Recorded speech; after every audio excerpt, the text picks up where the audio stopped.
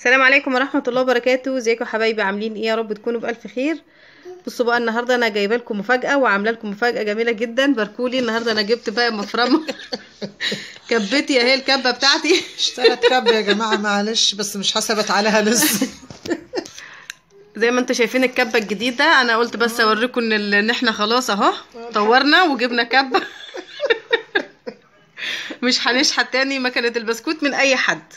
الشحت ان شاء الله النهارده بقى هنعمل ايه؟ كلنا بنشحت ياما. ايه يعني؟ بصوا بقى، معانا صدر فرخه. صدر فرخه انا قطعته حتت صغيره اهو، هو صدر واحد بس. ومعانا نص كيلو رز. صدر الفرخه حوالي ربع كيلو، يعني وزنه تقريبا حوالي ربع كيلو. ومعانا نص كيلو رز مغسول ومتصفي، ده خضره محشي اللي عليه ده. وهنا طبعا معانا توم، بصلايه متقطعه صغير شويه، وشبت وبقدونس وكزبره خضراء، حوالي يعني نص كوبايه كده، او على حسب اللي انتوا عايزينه للكفته. يعني دي كفته يا مالا؟ دي كفته رز بس بالفراخ والكبه الجديده والله او المفرمه. والله كانوا بيعملوها زمان من غير لحمه بالهون. ما اكتر من التوم الاخضر والخضره ورز، لا لحم ونصه بس. ستك كانت تاخد كبده الوزه ولا البطه؟ انت قافله؟ لا فاتحه. طيب خلص تتكلم.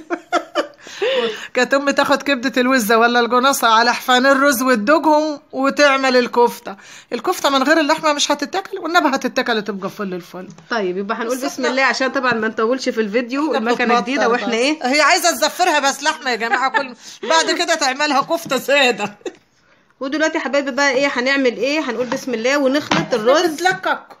بصوا بقى، هنخلط المكونات دي كلها على بعضها طبعا، علشان طبعا الكبه دي بتاعتي انا، فانا هعمل كل حاجه بايدي، مش هستنى خالتي. بصوا بقى، وهنخلط كده الرز مع البصل والثوم واللحمه كمان. هنحط عليهم اللحمه لان احنا هنحط شويه شويه في المكنه دي. مكنه البسكوت طبعا، احنا كنا بنهزر في الاول، دي مكنه البسكوت بتاعه العيد، فاحنا ايه جبناها علشان ما نحتاجش ايه للجيران لمكنه البسكوت ولا حاجه، تبقى كل حاجه في بيتنا. كنا شاحتين يا لا عامله والله العظيم، لا اقول على الصراحه. والله كنا شاحتينها والله. شاحتين عاملاها المكنه، بس ربنا كرمنا وجبنا مكنه الحمد لله رب العالمين. بصوا بقى، هنحط كده كل حاجه وهنقول بسم الله. طبعا حاطين طبق تحت المكنه اهي، تشيلي ده كده، وهنحط شويه شويه بقى في المكنه كده، ونبدا نشغل وهنشوف هتفرم ولا هتكسفنا معاكم.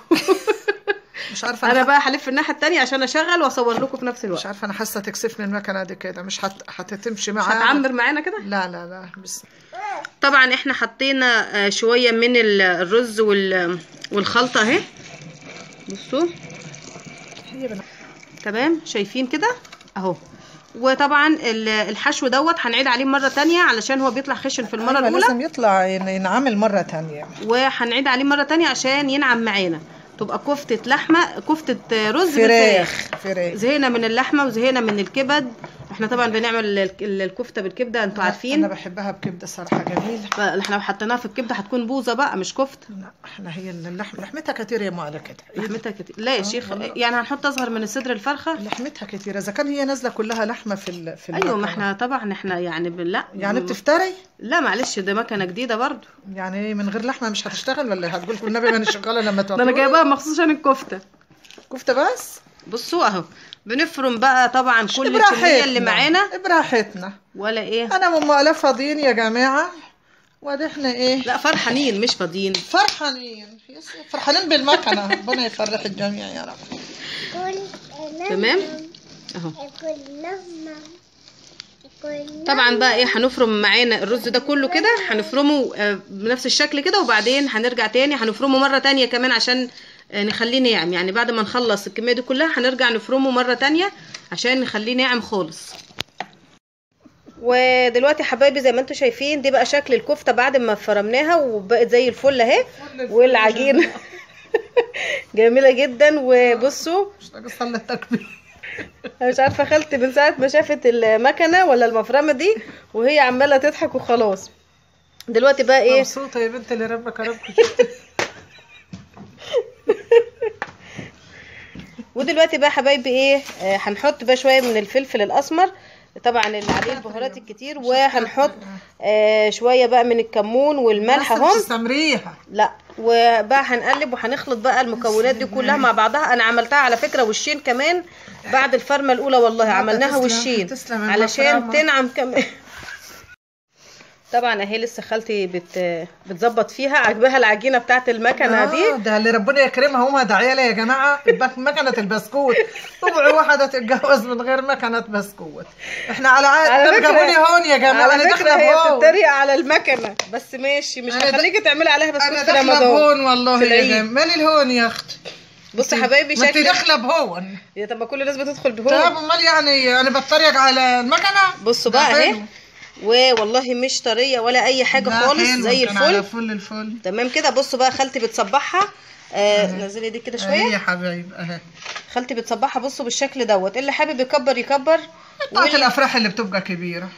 طبعا بصوا احنا ان شاء الله هنعملها نصبحها قدامكم بالشكل دوت. الافراح اللي بتبقى كبيره يا جماعه. يبقى احنا وريناكم طريقه المكونات بتاعه الفرم يعني من الاول للاخر، بس مش في الخلاط ولا في الكبه، في مكنه البسكوت. طبعا احنا كنا بنضحك الفتره اللي فاتت دي كلها. لا والله هي حلوه فعلا. لا هي حلوه بالامانه والله. والله حلوه يا جماعه. وان شاء الله هنحمرها برضو قدامكم، هنحمرها قدامكم، بس عشان الفيديو ما يطولش عليكم، عشان نعملها لكم فيديو تاني يكون في يعني صنفين من الخضار او الطبيخ، يبقى من ضمنهم الكفته. فان شاء الله هنحمرها قدامكم برضو، نوريكم التحمير بتاعها ازاي، وهنكتفي بكده في الفيديو يعني. تمام. نزلي ايديكي كده. بصوا ده بقى اللي بنصبحها بالشكل دوت. في ناس بتعملها صوابع كبيره، خالتي مش جايبه. لا كبيره بتاعت الافراح. اصل ديت في معلقه، دي ما بتتكسرش على طول. النفر يا دوب بلقط كده زي ما اكون بلقط محشي. لكن بتاعت الافراح اللي بتكون كبيره، عشان الافراح ايه اللي ياكل واحده يلتكم. وللامانه انا اول مره اعمل كفته بالفراخ، كفته رز بالفراخ، والله اول مره اعملها. دايما اعملها باللحمه او بالكبده، انما اول مره اعملها بالفراخ. لا انا بنتي جيران بنتي حاليا بيعملوها بالصدور بتاعه الفراخ، بيشكروا فيها. ان شاء الله هتبقى طعمها حلو قوي قوي، لان برضو انا هي الفراخ مش لحمه يا مالا. لا بس انا اول مره اجربها يعني. يعني هي ايه، مش احنا بناكل الفراخ وهي لحمه يعني حلوه فل. بتعملها كده. كانت خالتي بتحكي لنا حكايه، هي بتقول كانت زمان ستك بتعملها لنا كده. بتعملها كده اهو، ايدها بتعلم في صبع الكفته. احنا هالوقت بنقعد على الكفه كده ونعمل، كانوا بيعملوها كده اهو، يروحوا عاملينها كده اهو. لكن هالوقت بنقعد نملس فيها ازاي تقولش عروسه. والله شوفوا يا جماعه النبي ما خفيف حتى كده ومنبوسه فل الفل. والله كانوا زمان ما يعرفوا يعملوا. كانوا بالكفته يا زمان كانت بتبقى صوابع الست كده ظاهرين فيها، لازم مختومه بالصوابع. مختومه بالصوابع كده. هالوقت يا حبيبتي بعصوا الايد زيت كده وبخليها ايه فل. نعم ماشي نايمه يا منوم العواف. طبعا زي ما انتم شايفين بالشكل دوت كده ايه تصبيع الكفته. لو عملت في ايديكوا كده لزجت حاجه بسيطه زيت اهي كده يا سلام، بتلمع فل الفل. طبعا كده احنا خلصناها تصبيع عشان بس احنا كده طولنا عليكم في الفيديو. ان شاء الله دلوقتي هنقوم نحمر الكفته قدامكم ونكون كده خلصنا معاكم الفيديو بتاعنا بامر الله. طبعا بعد ما صبعنا الكفته زي ما انتم شفتوها كده، بصوا بقى ايه، طبعا بنحمرها اهي على حسب بقى انتوا عايزينها كبيره صغيره زي ما تحبوا. تمام كده. وبعد كده بقى ايه بنطبخها، بنسبك لها تسبيكه وبنطبخها عادي. هي كانت كل الفكره ان احنا بنوريكم ان احنا بنفرم لحمه الفراخ مع الرز مع الخضار في مفرمه البسكوت او مكنه البسكوت. تمام كده. بصوا حبايبي دي شكل الكفته. هنسيبها كمان دقيقه اول ما تحمر خالص، بنكون كده حمرنا الكفته وبقت زي الفل جاهزه للاكل ان شاء الله. علشان الفيديو ما يطولش عليكم فاحنا هنكتفي معاكم ان انتوا تشوفوا الكفته بالشكل دوت، وان شاء الله نبقى نطبخها معاكم في حلقه تانية بامر الله تعالى. اهي زي الفل جميله جدا. الهون طبعا احنا لازم نقلبها باستمرار علشان ما تحمرش من ناحيه وتكون نيه من ناحيه تانية. حلو كده اهي حبايبي. يبقى دي شكل الكفته بتاعتنا. ان شاء الله لو عجبتكم الحلقه بتاعتنا النهارده ما تنسوناش بلايك حلو كده ودعوه حلوه، ومع الف سلامه. استنونا ان شاء الله في حلقه تانية نبقى نطبخ لكم الكفته ومعاها اكل تاني ان شاء الله تعالى. استنونا بامر الله تعالى. من غير لحمه خالتي بتقول لكم هنعملها قرديح.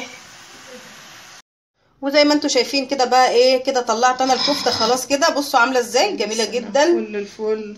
خالتي بتقول بقى ايه حبه الكفته اللي انت عملتيهم دول. تعالي هنا عشان بس الاضاءه. ده منجرشه من جوه. عامله لي كفته كبيره. ايه دي يا ماما؟ اهي دي بتاعت الفرح. طيب والله زي كفته الفرح او بصوا طعميه. احنا عملنا شويه ناكلهم كده من غير ايه من غير صلصه. تمام كده ان شاء الله بامر الله تعالى زي ما بجرش حلو. ان شاء الله بامر الله تعالى نعمل لكم الكفته دي طبيخ في فيديو تاني بامر الله. مع الف سلامه يا حبايبي. مع السلامه. يا رب الفيديو يعجبكم النهارده ولو عجبكم ما تنسوناش بلايك بقى. والله هتضحكوا علينا اصلا على الضحك بتاع النهارده ده. مع السلامه. مع الف سلامه حبايبي. مع السلامه.